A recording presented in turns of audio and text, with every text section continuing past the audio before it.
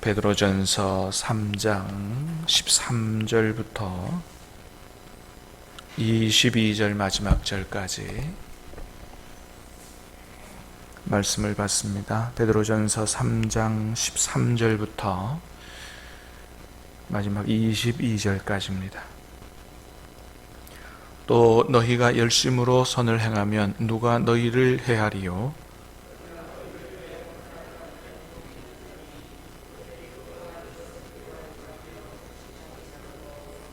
너희 마음에 그리스도를 주로 삼아 거룩하게 하고 너희 속에 있는 소망에 관한 이유를 묻는 자에게는 대답할 것을 항상 준비하되 온유와 두려움으로 하고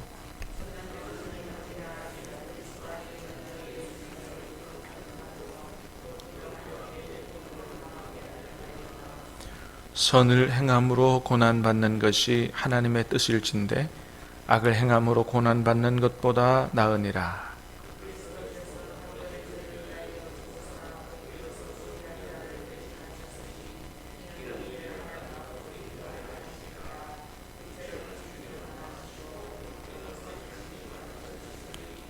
그가 또한 영으로 가서 옥에 있는 영들에게 선포하시니라.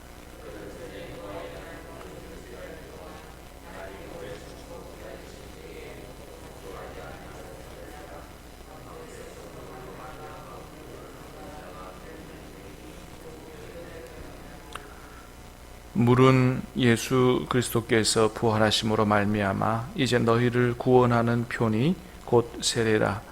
이는 육체의 더러운 것을 제하여 버림이 아니요 하나님을 향한 선한 양심의 간구니라.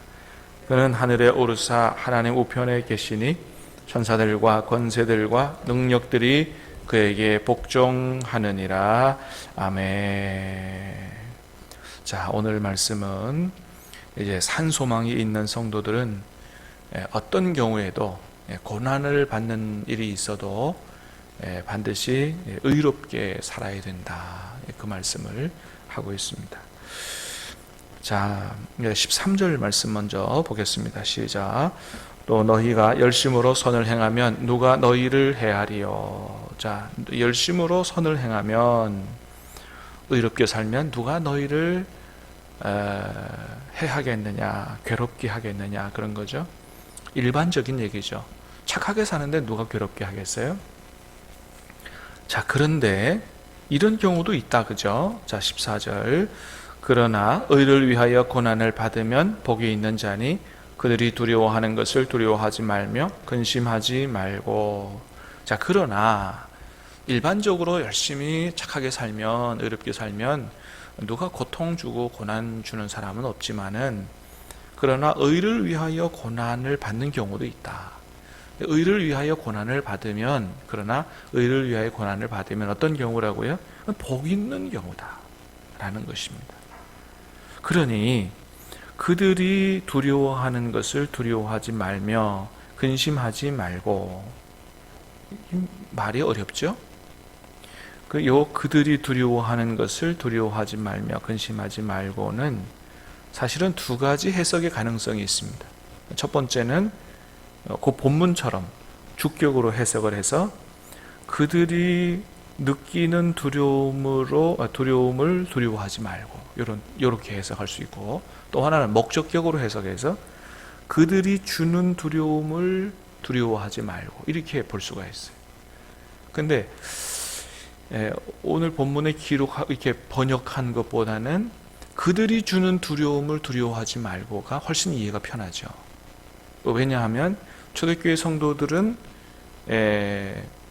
이제 내일 본문에도 나옵니다만 의롭게 살았는데, 예수 믿고 변화된 삶을 살았는데 그들이 막 그 핍박을 가하고 했거든요. 그래서 그들이 주는 두려움을, 그들이 가하는 두려움을 두려워하지 마라. 그런 얘기 하는 거죠. 자, 두려워하지 말고, 그들이 두렵게 한다고 두려워하지 말고. 자, 15절 어떻게 하라고요?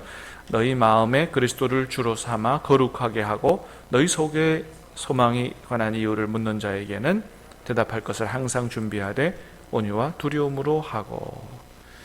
자, 그러니까 그들이 두렵게 하는 것, 그들이 위협을 가하는 것 두려워하지 말고 근심하지 말고, 이렇게 하라는 거예요. 너희 마음에 그리스도를 주로 삼아 거룩하게 하고, 우리 마음에 예수님이 주님이 되셔서 삶으로 거룩한 삶을 살고, 너희 속에 있는 소망에 관한 이유를 묻는 자에게, 자, 우리 안에 어떤 소망이 있어요? 부활과 영생에 관한 소망이 있잖아요. 산 소망이 있잖아요. 너희는 어떻게 그런 소망을 가지게 됐느냐? 라고 묻는 사람이 있다면 어떻게 해요? 거기에 대해서 분명하게 대답할 준비가 돼 있어야 된다. 여러분, 우리가 어떻게 죽음 이후에도, 죽음이 와도 두려워하지 않고 우리가 부활하고 영생 천국에 들어가서 살게 된다. 어떻게 그 소망을 가질 수 있어요? 바로 예수 그리스도, 그분 때문에 그런 것이죠. 예수 그리스도의 십자가와 부활 때문에, 십자가의 보혈로 인해서 우리의 죄가 용서받았고, 그리고 그 이후에 이제 하나님의 은혜로 구원받아서 부활 영생에 참여하게 된다. 이런 복음에 대한 분명한 확신을 가지고 언제든지 묻는 자에게 대답할 수 있어야 된다. 자, 온유와 부드러운 마음과 두려움으로 하고, 여기 두려움은 하나님을 두려워하는 것이죠. 경외하는 마음으로 그렇게 하는 것이죠. 자, 그 다음에 16절 시작. 선한 양심을 가지라. 이는 그리스도 안에 있는 너희의 선행을 욕하는 자들로 그 비방하는 일에 부끄러움을 당하게 하려 합니다. 한마디로 말하면 선한 양심을 가지라는 거예요. 선한 양심을 가지라. 자, 그러니까 15절부터 보면 거룩하게 하라. 그 다음에 소망에 관한 복음을 잘 대답할 준비를 하라. 그 다음에 선한 양심을 가지라. 자, 그 다음에 17절 시작. 선을 행함으로 고난받는 것이 하나님의 뜻일진데 악을 행함으로 고난받는 것보다 나으니라. 자, 선을 행함으로 고난받는 것이 뭐라고요? 하나님의 뜻이라는 거예요. 그러니까 우리가 고난받는 일이 있더라도 어떻게 살아야 된다고요? 선을 행함으로 살아야 된다. 왜? 그게 하나님의 뜻이기 때문에. 자, 그리고 14절에도 얘기했어요. 의를 위하여 고난받는 게 뭐라고요? 복이 있는 거다. 그러면서 예를 들어줍니다. 예를. 의를 위하여 고난 받으면 어떻게 되느냐? 그 예를 들어주죠. 누구를 통해서 예를 들어주냐면 예수님을 통해서 예를 들어줍니다. 18절 시작. 그리스도께서 단번에 죄를 위하여 죽으사 의인으로서 불의한 자를 대신하셨으니 이는 우리를 하나님 앞으로 인도하려 하심이라. 육체로는 죽임을 당하시고 영으로는 살리심을 받으셨으니. 그렇죠. 자, 그리스도는 고난받고 죽음을 당하셨어요. 그죠? 자, 근데 그리스도의 죽음은 무엇을 위해서 고난을 받고 죽음을 당하신 건가요? 이는 우리를 하나님 앞으로 인도하려 하심이라. 그러니까 의를 위하여 고난받고 죽으신 거예요. 그러니까 이제까지 계속해서 얘기해 왔던 의를 위하여 고난받는 게 이게 복 있는 거다. 예수님 봐라. 죄가 없지만 의를 위하여 고난을 받으셨지 않느냐. 근데 그 결국이 어떻게 됐어요? 육체로는 죽임을 당했지만 그 끝이 아니고 어떻게 해요? 영으로는 살리심을 받으셨으니 할렐루야. 죽음을 3일 만에 죽음을 깨뜨리시고 부활하셨다는 거예요. 할렐루야. 자, 예수님은 의롭게 사시면서 고난을 받았는데 그 결과가 부활이었다는 거예요. 그러니까 그런 이해가 있으니 우리가 그런 산 소망을 가지고 고난 받더라도 어떻게 살아야 된다고요? 예수님처럼 의롭게 살아야 된다라고 하는 것을 얘기하는 거예요. 자, 예수님 부활하셔서 어떻게 됐어요? 맨 끝에 22절 시작. 그는 하늘에 오르사 하나님 우편에 계시니 천사들과 권세들과 능력들이 그에게 복종하느니라. 하나님께서 가장 높은 하늘에 올리셔서 하나님 우편에 앉히시고 천사들, 권세들, 능력들이 그에게 복종하도록 가장 존귀한 이름이 되게 하셨다. 그런 예를 들어주는 거죠. 그러면 그렇게 예수님처럼 순종하지 않고 의를 따라 살지 않고 불순종하고 그렇게 하면 어떻게 되느냐? 19절. 자, 19절, 20절 두 절 읽어봅니다. 시작. 그가 또한 영으로 가서 옥에 있는 영들에게 선포하시니라. 그들은 전에 노아의 날 방주를 준비할 동안 하나님이 오래 참고 기다리실 때에 복종하지 아니하던 자들이라. 방주에서 물로 멸미암아 구원을 얻은 자가 몇 명뿐이니 겨우 8명이라. 아멘. 자, 19절에 그가 또한 영으로 가서 옥에 있는 영들에게 선포하시니라. 이 구절은 성경에 있는 말씀 중에서 해석하기가 가장 어려운 구절이다, 이렇게 말해지는 구절이에요. 그래서 종교개혁자 마틴 루터도 내가 이 구절은 도무지 모르겠다, 그렇게 고백을 했고, 미국의 유명한 신약학자인 메츠거 교수도 어떨 때는 이런 의미 같기도 하고 어떨 때는 저런 의미 같기도 하다, 정확한 의미는 나도 모르겠다, 이렇게 얘기하는 구절이 바로 이 구절입니다. 자, 많은 경우에 특별히 가톨릭에서 이 구절을 어떻게 해석하냐 하면 연옥설을 주장하는 근거가 되는 구절입니다. 그러니까 사람이 죽고 나면 일단 천국과 지옥에 가기 전에 연옥이라는 중간 상태에 머무르게 된다는 거예요. 그래서 예수님께서 거기에 가셔서 그 연옥이라는 데 가셔가지고 거기서 복음을 선포하고 전도를 하셨다는 거예요. 그래서 이전에 복음을 알지 못하고 죽은 사람들, 그 다음에 복음을 받아들이지 않고 죽은 사람들, 이 사람들이 거기서 예수님의 복음을 듣고 다시 구원받을 수 있는 기회가 있다, 이렇게 이제 주장하는 그 근거 구절이 되죠. 자, 천주교는 그렇게 이야기하지만 우리 개신교는 이것을 그렇게 받아들이지 않습니다. 우리는 어떻게 믿고 있어요? 한번 죽고 나면 더 이상 구원의 기회가 없다, 우리는 이제 그렇게 믿고 있죠. 이유가 있습니다. 왜 그러냐면 히브리서 9장 27절에 한 번 죽는 것은 사람에게 정하신 것이고 그 이후에는 심판이 있다라고 기록되어 있습니다.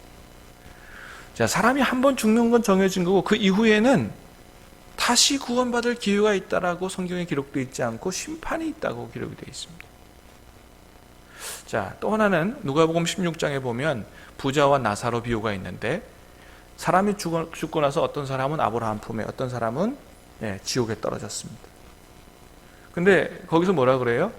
이 지옥에 있는 사람이 아브라함의 품으로 가려고 하는데, 가고 싶은데 갈 수 없다고 기록이 되어 있죠. 큰 구렁텅이가 있어서 거기서 이쪽으로, 이쪽에서 거기로 절대로 갈 수가 없다, 구원의 기회가 없다, 그런 메시지로 우리는 듣고 있는 것이죠. 그렇기 때문에 이것은 예수님께서 주로 이제 이 말씀은 예수님이 십자가에 죽으시고 부활하시기 전까지 3일 동안에 어디서 뭘 하셨느냐라고 할 때 이 옥에 가서 선포하셨다, 이제 이런 얘기를 하시는 거예요. 그러면 중요한 건 뭐냐면 이 옥에 가서 영들에게, 이 영들은 어떤 영들이에요? 20절에 보니까, 자, 그들은 어때요? 전에 노아의 날 방주를 준비할 동안에 하나님이 오래 참고 기다리실 때 복종하지 아니하던 자들이라는 거예요. 복종하지 아니하는. 자, 이 사람들에게 가서 가톨릭에서 얘기하는 것처럼 복음을 전파하셨느냐? 그거는 정확히 모르는 거예요. 왜냐하면 원문이 오늘 본문에도 그렇죠. 영들에게 선포하셨다라고 돼 있지 복음을 전하셨다라고 원문에 돼 있지 않습니다. 그래서 전파하신다, 전도한다라는 의미가 아니고 말 그대로 선포한다는 의미예요. 원문의 직역의 의미가. 그럼 뭘 선포하셨느냐? 이게 중요한데, 이 오늘 본문 전체의 흐름을 보면 아마도 심판을 선포하지 않으셨겠느냐 하는 추측을 강하게 가질 수밖에 없어요. 자, 왜 그래요? 20절에 그 예수님의 선포를 들은 사람들이 어떤 사람들이라고요? 노아 홍수 시대에 이 노아의 또는 하나님께서 노아를 통해서 방주를 지으면서 얘기하셨던 너희들이 이제 심판을 받게 된다라고 하는 이런 것 말씀을 듣고도 복종하지 않은 불순종하던 자들이라는 것이죠. 그러니까 불순종하던 자들에게, 그리고 특별히 노아 홍수 시대에 불순종하던 자들은 역사적으로 볼 때 불순종하는 사람들의 대표라고 할 수 있어요. 하나님께서 온 세상을 심판하실 때 그 노아 홍수잖아요. 온 세상을 심판하실 때 물로 심판하셨는데, 그때 그렇게 하나님께서 기회를 주고 오래 참고 기다리시며 방주를 통해서 경고하고 기회를 줬는데도 불구하고 끝끝내 복종하지 않는 사람들은 어떻게 해요? 마땅히 심판을 받게 된다. 그러니까 이런 얘기가 돼야 어떻게 해요? 지금 계속해서 뭐예요? 베드로 사도가 이 편지를 받는 사람들에게 뭘 강조했어요? 내가 고난을 받더라도 뭐 해야 된다고요? 의를 따라 살아야 되고 선을 행해야 되고 주님의 뜻대로 살아야 된다. 거룩하게 살아야 된다. 이 얘기를 했잖아요. 그리고 예를 들었어요. 뭐예요? 예수님처럼 의를 받고 고난을 받아 죽더라도 부활하게 된다. 자, 그러나 불순종하는 사람들의 경우는 어떻게 되느냐? 어떻게 해요?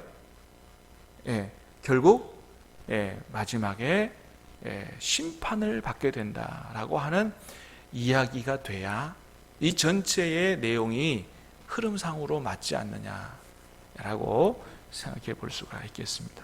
자, 오늘 본문에 예수님이 옥에 가서 그 영들에게 선포한 내용이 무엇인지에 대한 분명한 이해가 안 된다 할지라도 오늘 본문을 통해서 베드로 사도가 주는 메시지는 분명합니다.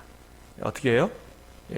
고난을 받더라도 의롭게 거룩하게 하나님의 뜻을 행하는 선한 그런 삶을 살면 어떻게 해요?